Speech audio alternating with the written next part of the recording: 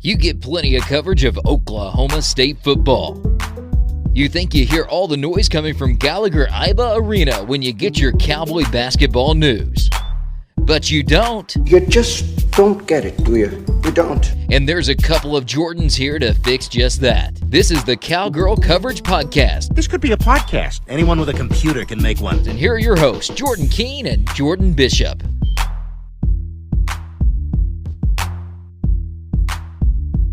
Welcome back into the Cowgirl Coverage Podcast on the Triple Play Podcast Network. Jordan King, Jordan Bishop with you, and this is episode number 29 of the podcast, and we inch closer and closer to football season, Jordan. A lot of people excited for football season, I'm sure, but my goodness, we've already had the opening weekend, or going to finish up the opening weekend, hoping to get this up here on Saturday night or early Sunday morning before the soccer team plays their second regular season match. But we got the first regular season match out of the way, 3-0 win. We'll get into. I thought it was 3-1, but we can get into that a little bit later. But hey, good start to the season. Yeah. You know, we talked so much over the summer about we couldn't wait for the start. Then we get to talk about the exhibition last week. Now they actually have a game under their belt, and they looked a lot better than they did in the exhibition. Even Coach Carmichael mentioned that after the match. And I think we just put a little bit too much on the exhibition. It was an exhibition after all, but I think they're looking good right now. We'll see how it goes through the rest of non-con, but so far, a great start. Yeah, tough schedule, and we've talked a lot about that. But this is a tournament, Cardinal Classic, a tournament in quotes, I guess, but a non-conference trip down to Beaumont that you expect to win both games, and they win game 1 3-0. We'll get to that in just a second, but Cowgirl Golf released their fall schedule, and we could have probably talked about this on the last podcast, but we crammed a lot in there. So Cowgirl Golf for the fall, I mean, they have their whole schedule through the spring, through the national championships, which are in Tempe, Arizona, or Scottsdale, I guess, I think it's Arizona State that's technically the host, so that's why I say that. But yeah, Scottsdale, Arizona, as you mentioned, a couple of years they're gonna host it out there, which it's exciting. I mean, it's a new place, and I know that people around here hope Karsten gets back into the rotation as well. I thought the Blessings Golf Club over in Arkansas was phenomenal.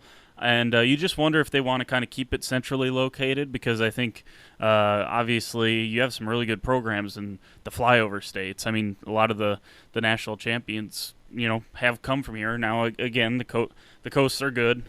Pac-12 is phenomenal at some of these sports. But they released the whole schedule. We're just going to kind of focus on the fall schedule. We'll get into the spring schedule sometime down the line when the spring season gets a little bit closer. But 4 tournaments starting September 9th and wrapping up October 27th. I guess, you go a couple different tournaments in Texas. You head out to North Carolina, up to Gulf, Illinois, which is apparently a small town up there, 494 people. But all of that, you head around and hope to, again, just kind of start slowly changing the culture and however Coach Robertson wants to build this program. Yeah, we always talk about how tough it is as a golf athlete on the rugged places you get to go. I mean, you get to go to some nice places, man. You get, obviously, Texas, it's hot right now, but next month, it's going to start getting that fall weather, so nice, and go up to Gulf, Illinois, like we mentioned, which we thought was a typo, but it's a real place, over by Chicago, which is end of September, around October, so you're getting some nice kind of Halloween weather, and going down to North Carolina. It's going to be some great weather down there. I think it's going to be a good time for Greg Robertson to get his start of his regime over there. And I saw them tweet out, they're ready to start the season. They had the whole team dinner over at his house the other day. They just got back from recruiting. The coaching staff did. We know they went to Scotland, and hopefully they had some success there. But got a great roster. We talked about that playing times. So we're ready to see them on the course and see how they do. No doubt about it, and we've told you about multiple returners, Leanna Bailey, Hans-Juan Yu, the 2 dynamic freshmen from last season. You got Michelle Forsland, who was a medalist at the Big 12. She didn't have a great all-around season. Transfer in from Jacksonville State, something that I had just found I hadn't known, but she transferred in. Last year was her first year at Oklahoma State. So you do wonder. I mean, you had 2 freshmen who took a little while for them to get going, but once they did, Bailey and Yu were both really good. And maybe that was kind of the same thing for Forsland, who, you look at she's a junior. Well, she should have the experience, all of that stuff. It was her first year here, so you wonder if that maybe was something too, if she was just taking a little time to get used to being at a new school, new competitions, kind of new tournaments. And maybe this year she has a little bit stronger of a year. And if she does, I mean, it's going to be terrific for the Oklahoma State Cowgirls.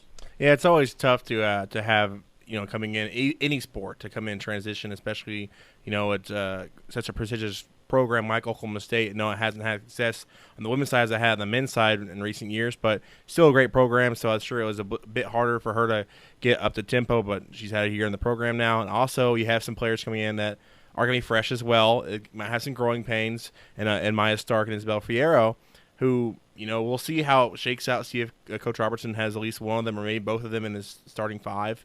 So we'll see how that works out. But yeah, I'm just ready to see all what happens, see how the golf program changes a little bit, maybe under his guidance. But yeah, pretty exciting start and pretty good tournaments to go to.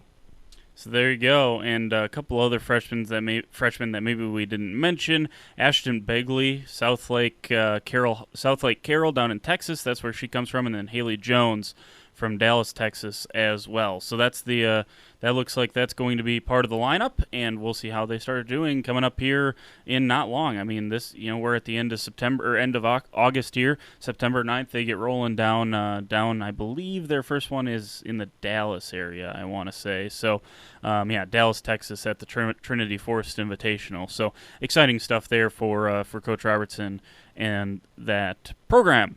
Moving over to soccer, 3-0 over Lamar. J.C. Jones, Olyvia Dowell, Gabriella Coleman, three of the players that get on the score sheet. We'll talk about Dowell in just a second, Jordan. But, I thought J.C. Jones, her first touch was much better.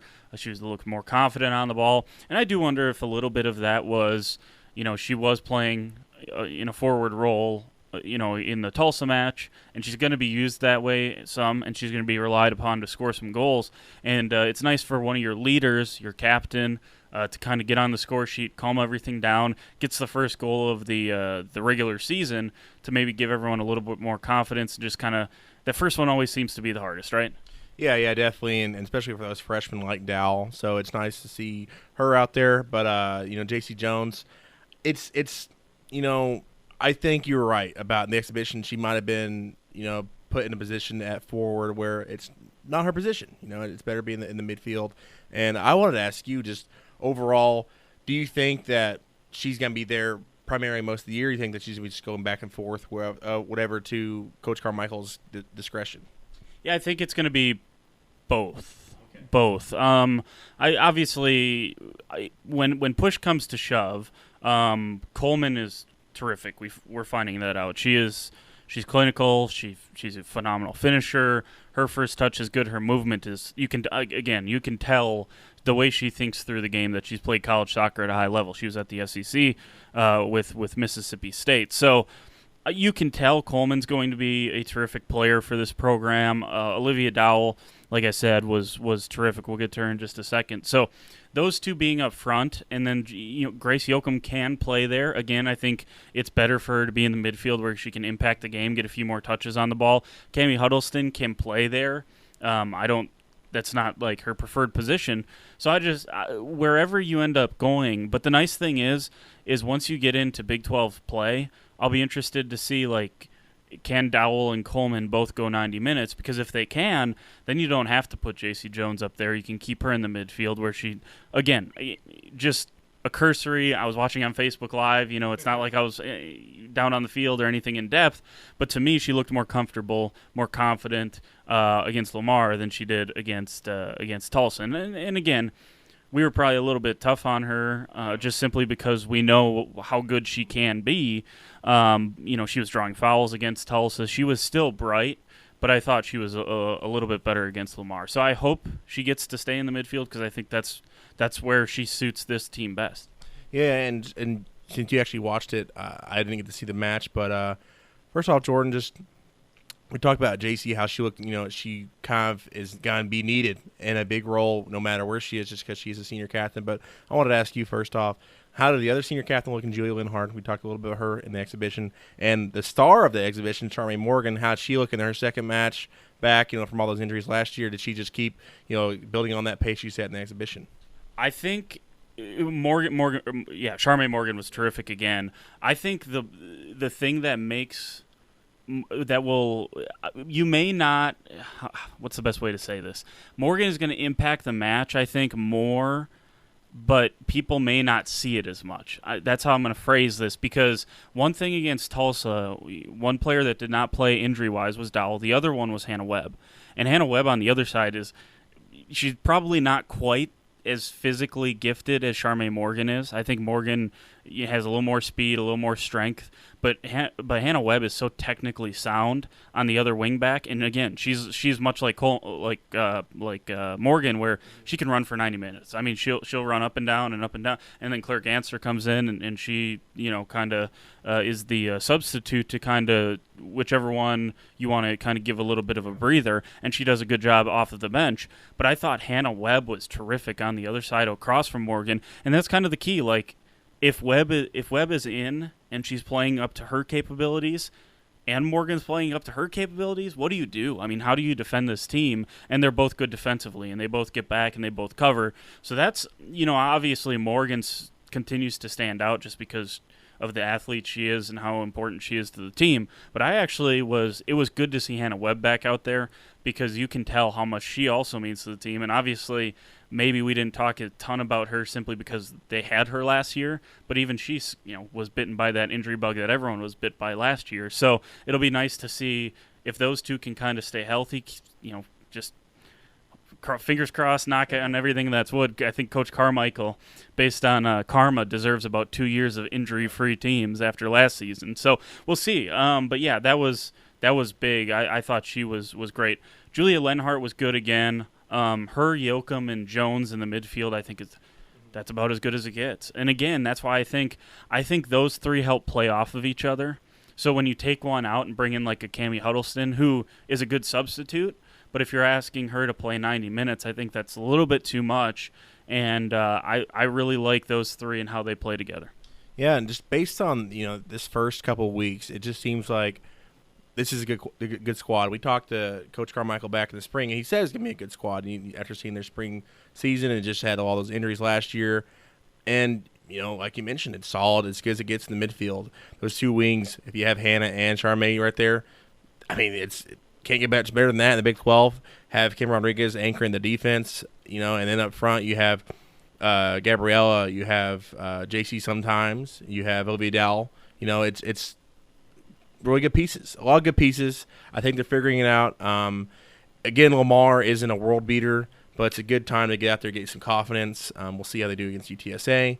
Then they have the Bedlam game against OU down there in Norman, where they have their first home game here against Oral Roberts. So we'll see how it goes. And you mentioned on the radio yesterday, if you come here if you maybe start the year 3-0 after beating OU possibly down in Norman, you'd be feeling pretty good about yourself going to Oral Roberts. I would. That's about as good as it can get, in my opinion, for this team. Before we get to the box score, Olyvia Dowell, she was the highlight of the game for me. Now again, Coleman was fantastic. I don't want to think, Coleman was great. Webb was really good. Charmaine Morgan was her usual self. I thought Jones was better. I thought Yoakum and we've talked about everyone. I thought the defense was much better as well. We'll get to that kind of, was it a goal, was it not a goal, what happened there?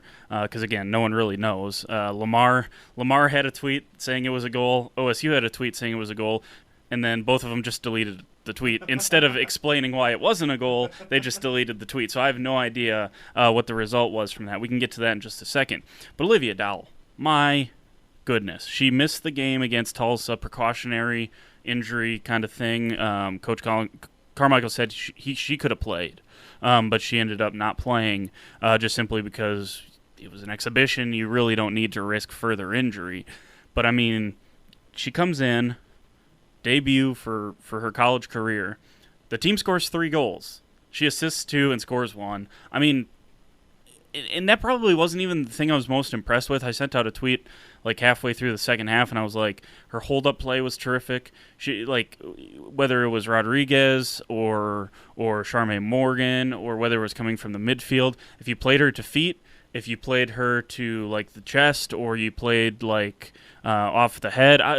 You could play several different ways to Dowell, and she was terrific any way of holding up the ball.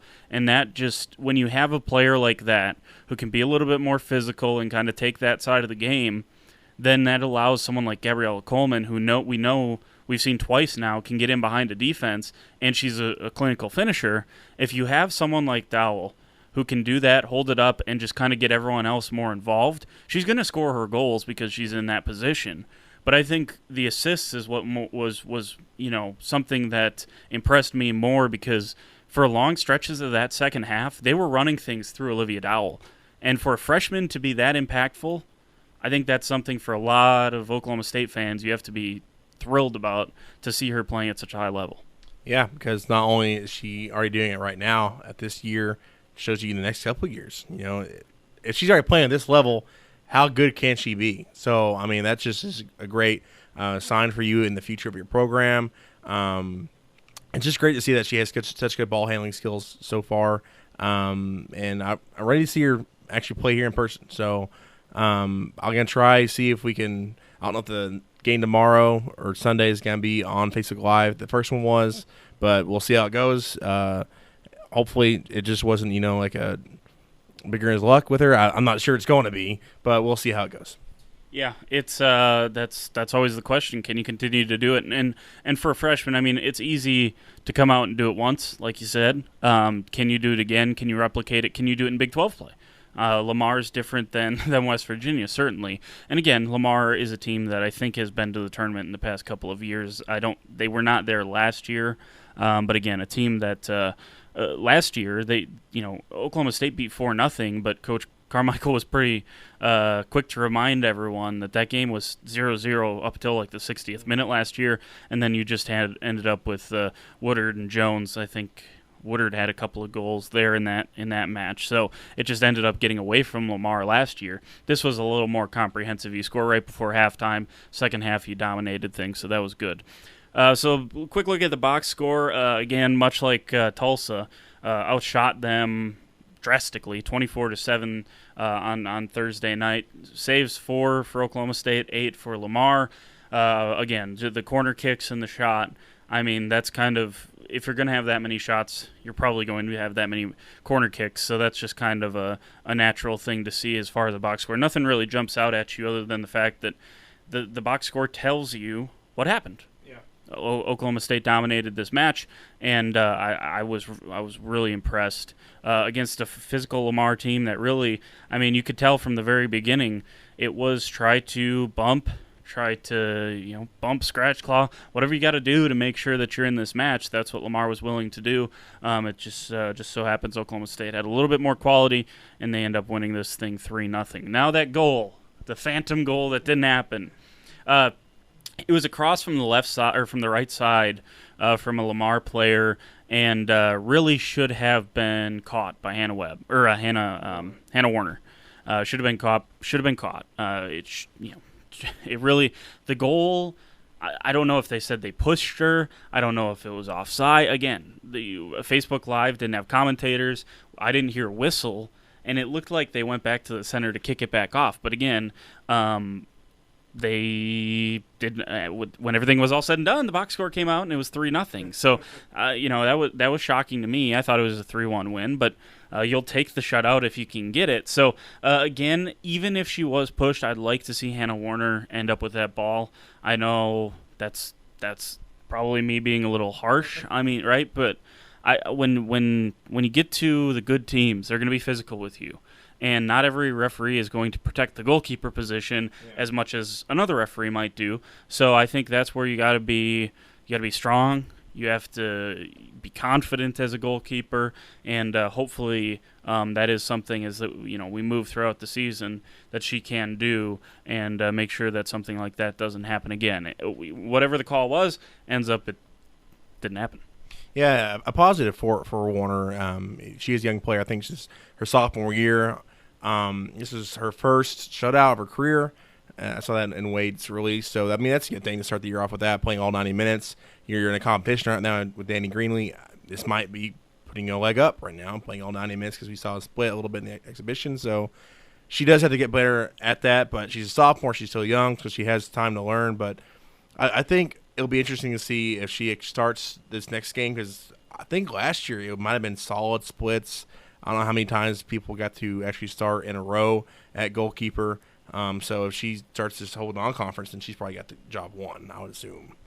Yeah, and again, it would be nice to have that. Yeah. Have some clarity for that as we move closer to OU, as we move closer to Penn State.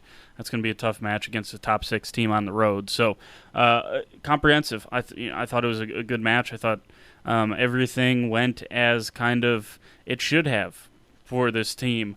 Again, not a ton of minutes for substitutions for substitutes. Did see Kirsten Siragusa. She's someone that I thought might start, but right now when you have Allie Jackson playing as well as she is back in the back line along with Kim Rodriguez, Elise Hahn's going to start there. I mean, that's kind of her spot. She's going to be there. I think she's been an anchor so far along with the other two. So just with the way it's playing right now, I don't know how much you tinker with this. And again, I don't want to pretend like Lamar was the defending national champions. They aren't, but this is still a team that I thought you just looked good against. I know it wasn't perfect, but you looked pretty good as you moved throughout that game. So here is Coach Colin Carmichael's comments after the match. Talked to, I'm sure Wade probably did that interview, and I really appreciate him, for these trips to Beaumont that most of us media members cannot make. Appreciate him putting that up. So here is Coach Colin Carmichael post-match against Lamar. It's a hard-fought game on the road against a good team, and I think, this early in the season, you're always afraid of the upset because, you probably aren't as sharp as you want to be. So, yeah, I mean, we played well. Lamar caused us some problems. They're a good team, but I'm just really proud of our team in the second half to finish those chances and get the win. Any win on the road's a good win, and this was a tough game for us. A little bit better. I mean, I thought our movement was better. First half, a combination of their keeper pulled off a couple of great saves, and we missed a couple. But second half, we looked a lot more at it, and on another day, we might have had a couple more. But I was more pleased with our movement. Some of our decisions in the final third were better. It's a work in progress. You're not going to solve that in 2 practices. So we'll keep working at it. We'll keep getting better. But no, I was pleased with improvement from Tulsa to this game. Yeah, Olyvia was great. First half she looked good, but probably wasn't in the game as much, and maybe it was a little bit of nerves. She didn't get to play against Tulsa, so that was her first outing. But I thought second half she was dynamite. She caused problems, created a goal, scored one, could add another one, had a couple of great rips at goal. So I was really pleased. That was a great debut. She played really well. There you go. That's Coach Colin Carmichael post-match talking about, he mentions Olyvia Dowell, who I thought was, you'd probably end up saying she's probably the player of the match, probably, which is impressive coming from a freshman. You mentioned looking at the box score, Kim Rodriguez has 5 shots. One of those was a penalty kick that she had saved. So obviously the first thing is when someone has someone misses or has a penalty kick saved, well, will she be taking the next one? But I think her job's probably pretty safe because she is the best ball striker on this team. She did have the 5 shots. A couple of them came from, so she had that one. She had a couple of them come from free kicks. One of them that went way over and one that got saved. So she put several of them on net. Just some good goalkeeping play meant that she didn't score goals. So that's good that she's at least keeping it up because we saw how good she was. She had that equalizer on the penalty kick against Tulsa. So, yeah, I think you're right. She has that job pretty secure. But, yeah, having the kind of the lead or tying the lead with J.C. Jones and Gabrielle Coleman, they all had 5 apiece as a defender, I mean, that's pretty good. So she's an asset in your team. She can play anywhere. So hope she keeps it up. She keeps being a major part of this offense. I'm sure she will be. But that's a good sign, though. And that's, again, same thing we saw from Tulsa, we saw today. Or we saw Thursday. With when Siragusa came in, she went to the back line. It moved either Allie Jackson or Kim Rodriguez into the midfield where both of those two can play and allowed one of the midfielders to get a little bit of a break. So several different options, and obviously Coach Colin Carmichael has, I think, earned the trust of fans and media members alike, that he's going to make mostly the right decision when it comes to substitutions and how his formation is going to be set up. So, any final comments on the match, Jordan? Obviously, looking forward to tomorrow against UTSA. Well, I mean, of course he's got the trust. He's been there like over 25 years, been here since the start of the program, so he better have the trust. I mean, I would assume so. But yeah, I think that obviously, like we mentioned, great start to the season. It's a team that isn't going to jump out on you. Even Coach said that it's not a sexy team, but it's a solid team, and we'll see how they go against UTSA and down at OU, and that's always a big game down there. So I think overall, a lot of positives, not many negatives. So that's what you want in your first game, definitely. You don't want to start off with 0-1, and then you get all the questions, and people wondering what's wrong with your team. So you can breathe a sigh of relief. Hopefully get the sweep tomorrow out of Beaumont with the win against UTSA, and then we'll see how they do next week. There you go. And they may play that OU game, may play that before we get the next podcast uploaded, but that is a Thursday match coming up next week. UTSA coming up Sunday. We may not get this uploaded till Sunday, but it'll be up hopefully before that match gets played here on the Triple Play Podcast Network. This is the 29th episode of the Cowgirl Coverage Podcast. Appreciate you tuning in. Good start. Good start for Cowgirl Soccer. 3-0 over Lamar, and we'll see what they can do Sunday against UTSA. Appreciate you tuning in. This is the Cowgirl Coverage Podcast on the Triple Play Podcast Network.